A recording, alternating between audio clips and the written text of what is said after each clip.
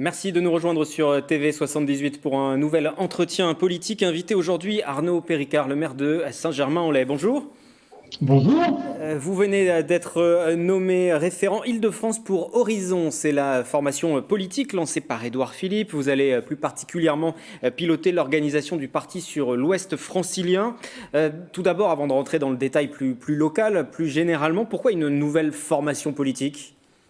Parce que je crois que Édouard Philippe avait à cœur, avec un certain nombre d'autres membres autour de lui, un certain nombre de maires que nous avions réunis à Fontainebleau à la fin du mois d'août, voilà, de maires de droite, de centre-droite, qui ne se retrouvent pas peut-être dans les offres politiques du moment et qui ont à cœur de faire valoir leurs idées, leurs principes et surtout leur manière de faire de la politique. Et je crois que ce qui est très important et très intéressant pour celles et ceux qui connaissent un peu l'action d'Édouard Philippe, c'est cette manière peut-être de ne pas se laisser enfermer dans un certain nombre de petites phrases, de prendre un petit peu de hauteur, un petit peu de dépassement. La politique, ça ne peut pas être que de l'affrontement un petit peu stérile et servile. C'est aussi de temps en temps prendre le temps de faire les choses bien et de les faire peut-être parfois, comme le dit souvent Édouard Philippe, de faire les choses sérieusement sans trop se prendre au sérieux. Le positionnement, c'est centre-droit. Pour autant, le but, c'est de ne pas concurrencer En Marche ? Alors, En Marche est une formation à part entière, qui est également une nouvelle formation politique. La plupart d'entre nous ne viennent pas d'En Marche. La plupart d'entre nous sont d'ailleurs des anciens républicains. Nous étions membres de LR, de l'UMP, du RPR. Vous savez, moi j'ai à cœur de rappeler que ma carte du RPR, je l'ai eue le jour de mes 16 ans.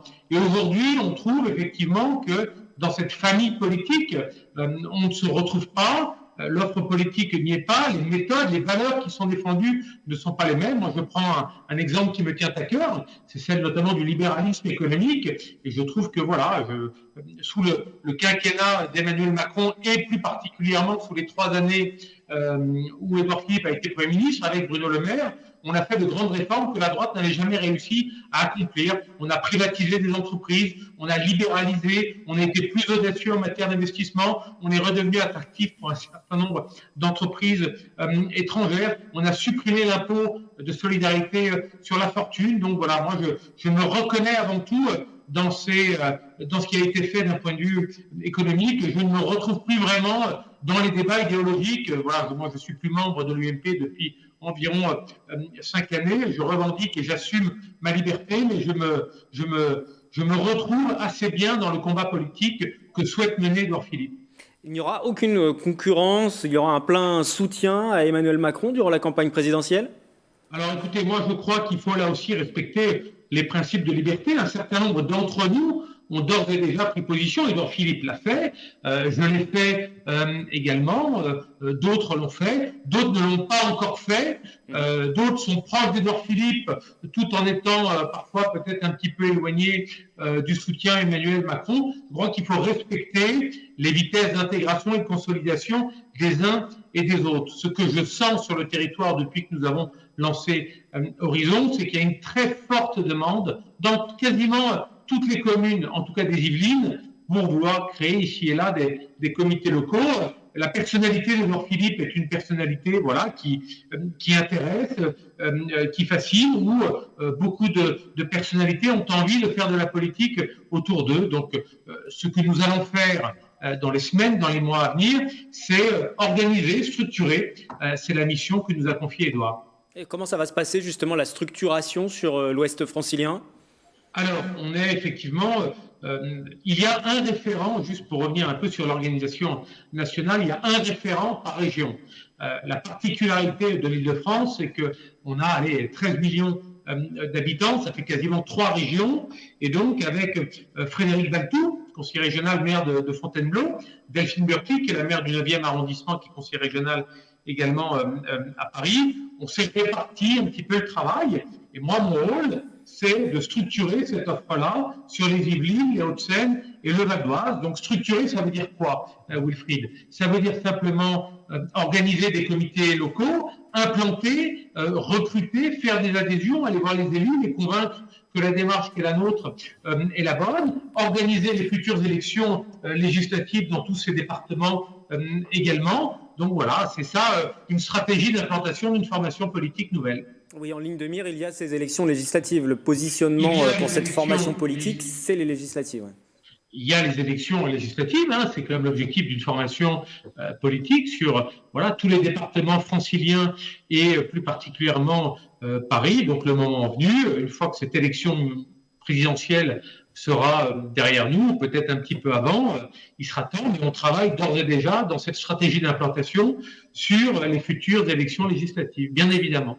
Avec des élections législatives où on pourrait avoir des listes Horizon en concurrence avec des listes Modem, des listes En Marche, où l'objectif c'est de faire une maison commune. Listes, hein, ce sont des candidats avec des suppléants. Donc, écoutez, pour le moment, l'objectif c'est pas d'embêter les uns et les autres, c'est de travailler sur la complémentarité, c'est de voir celles et ceux qui ont déjà, il n'y a pas de droit acquis au renouvellement d'un mandat.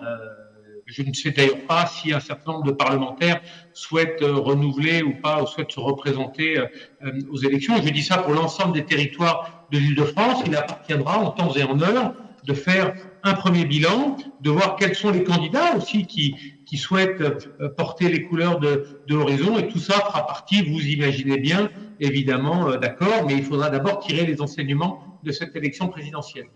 Comment se porte la maison commune aujourd'hui? La maison commune, c'est cette maison, cet ensemble politique qui doit et qui devait en tout cas regrouper En Marche, le Modem, Horizon aussi. Et on sait que ces dernières heures, ces derniers jours, la situation était plutôt compliquée. Édouard Philippe a mis un petit peu le frein parce que des fusions ne pouvaient pas se faire avec le groupe Agir notamment, de la majorité. Il y avait cette question-là, il y avait un principe, bon, sans rentrer dans les complexités trop politiciennes, parce que je pense que ça intéresse en fait très peu de personnes. Il y avait un principe de rapprochement entre formations politiques qui était un principe acté dans la maison commune. Bon, aujourd'hui, il y a des orientations différentes qui ont été prises. Alors, simplement, le retrait de la maison commune, il date pas d'il y a quelques jours, ça fait déjà plusieurs semaines qu'il ne se passe pas grand-chose dans cette maison commune. Et comme il ne se passe pas grand-chose, je crois que celles et ceux qui ont envie de concourir à la réélection du président de la République doivent se prendre en main. C'est ce que Horizon fait. Horizon se prend en main et continue son développement et continue justement à militer, à s'organiser, à se structurer pour justement ne pas perdre de temps par rapport à cet objectif-là qu'est l'élection présidentielle. Le reste, l'architecture commune, l'ensemble commun, écoutez, si les gens ont envie de partager des choses, Horizon évidemment sera partant pour le faire, mais très objectivement et sans langue de bois aucune, je peux vous dire qu'il ne se passe pas grand-chose dans la maison commune aujourd'hui. Quel positionnement pour Horizon par rapport au LR aujourd'hui, par rapport à la candidature de Valérie Pécresse, avec qui vous êtes plutôt bienveillant, hein? Vous dites qu'une partie de ces idées peuvent se retrouver et se retrouvent aussi dans celle d'Édouard Philippe. Hein. Alors écoutez, moi j'ai toujours eu déjà la plus grande amitié pour Valérie Pécresse. Hein. J'ai connu Valérie, elle n'était pas encore députée de la circonscription de Vélizy, hein, donc on se connaît depuis longtemps. Je l'ai soutenue fortement pour les élections régionales. Je n'ai aucune difficulté à assumer le choix qui est le mien aujourd'hui de soutenir Emmanuel Macron. Je le lui ai dit, elle le comprend, je l'ai dit également à ses proches. Chaque élection a sa particularité, a sa vérité. Est-ce que ça veut dire que Valérie Pécresse ne sera pas un jour présidente de la République? Honnêtement, elle en a énormément de qualités, mais aujourd'hui, mon engagement et ma loyauté vont au président de la République et à Édouard Philippe. On a un corpus idéologique en commun et voilà, la Valérie Pécresse que je connais, celle qui a soutenu Alain Juppé il y a 5 ans, celle qui partage des idéaux de droite, de centre-droit, humanistes, pro-européens. Voilà, j'aimerais bien, là, pour le coup, véritablement la retrouver. On sent bien aujourd'hui qu'elle est prise en otage avec des personnalités qu'elle a combattues et qu'elle a gagnées et qu'elle a vaincues dans le cadre de ce congrès ou de cette primaire. Mais je crois que le grand écart idéologique au sein de cette famille politique qui est LR n'est plus durable. Voilà, et je pense que cette clarification, elle va intervenir. Est-ce qu'elle intervient avant l'élection présidentielle? Est-ce qu'elle intervient après? Voilà, n'est pas Nicolas Sarkozy et n'est pas Jacques Chirac qui veut. Je pense qu'aujourd'hui, il y a trop d'écart. Il y a trop de différences au sein de cette famille politique pour qu'elle puisse en tout cas avoir un cœur de pensée qui puisse parler à des gens comme moi, comme beaucoup d'autres dans ce département, voilà, qui se sont enfuis parce qu'on n'en pouvait plus de ces discours démagogiques et de cette ligne politique chez LR qui n'avait plus de consistance, que ce soit François-Xavier Bellamy, que ce soit Éric Ciotti, Nadine Morano, Gilles Platret. Voilà, moi je suis très très très éloigné de tous ces gens-là et je souhaite me retrouver dans une famille politique qui me ressemble et à laquelle je ressemble. Vous avez mentionné le nom de Jacques Chirac. Justement, en 1976, Jacques Chirac, après avoir quitté Matignon, il fondait le RPR. Il n'a eu de cesse de se battre ensuite contre l'UDF de Valéry Giscard d'Estaing. Votre père, Michel Péricard, avait soutenu Jacques Chirac, justement, en développant le RPR dans les Yvelines. Est-ce que l'histoire va se répéter ? Écoutez, il y a des similitudes. C'est vrai que comme mon père devient maire de Saint-Germain-en-Laye en 1977 et député juste après, et Jacques Chirac lui avait confié la mission en 1976 d'implanter le RPR sur des terres dites UDF, qui étaient celles effectivement des Yvelines, et il s'en est suivi l'implantation de personnalités politiques importantes de ce département, Gérard Larcher, Jacques Masdeharru, Pierre Bédier, Franck Borotra, Henri Cuq, voilà, toutes celles et ceux qui ont rayonné politiquement pour le compte du RPR et après de l'UMP dans ce département. Je ne sais pas si l'histoire va se répéter. Ce que je sais, et quand je vois le nombre d'appels ou d'emails que je reçois à la suite de la création et de l'organisation d'Horizon, c'est que je pense que Horizon, sur le territoire des Yvelines, des Hauts-de-Seine et du Val d'Oise, a la possibilité, a la capacité d'être peut-être l'une des toutes premières formations politique de ces départements et de l'Île-de-France. Je suis très motivé, en tout cas, pour faire avancer cette formation politique. Et en tout cas, c'est toute l'ambition que je me porte. Donc pour conclure, il y a un soutien qui est apporté au président sortant dès qu'il aura déclaré sa candidature, tout en entendant peser avec vos propres thématiques et votre propre formation politique. Moi, j'ai toujours revendiqué ma liberté. Celles et ceux qui me connaissent savent que je suis quelqu'un de libre. Ça ne m'empêche pas de dire, y compris à mes amis, ce que je pense. Je le dis toujours, et ça sera toujours ma ligne de conduite. Voilà, cette sincérité, cette franchise, cette transparence, quels que soient les soutiens, ça peut m'arriver de dire également au président de la République ou à Édouard Philippe ou à d'autres ce que je pense.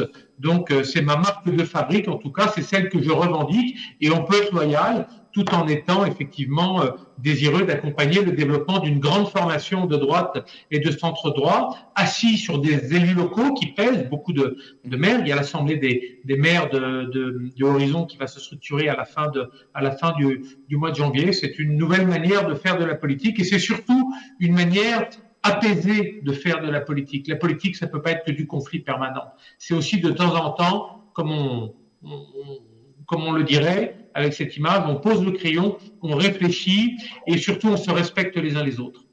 Merci beaucoup Arnaud Péricard, maire de Saint-Germain-en-Laye, référent Île-de-France du parti Horizon, donc formation politique d'Édouard Philippe. On se retrouve bientôt sur TV 78.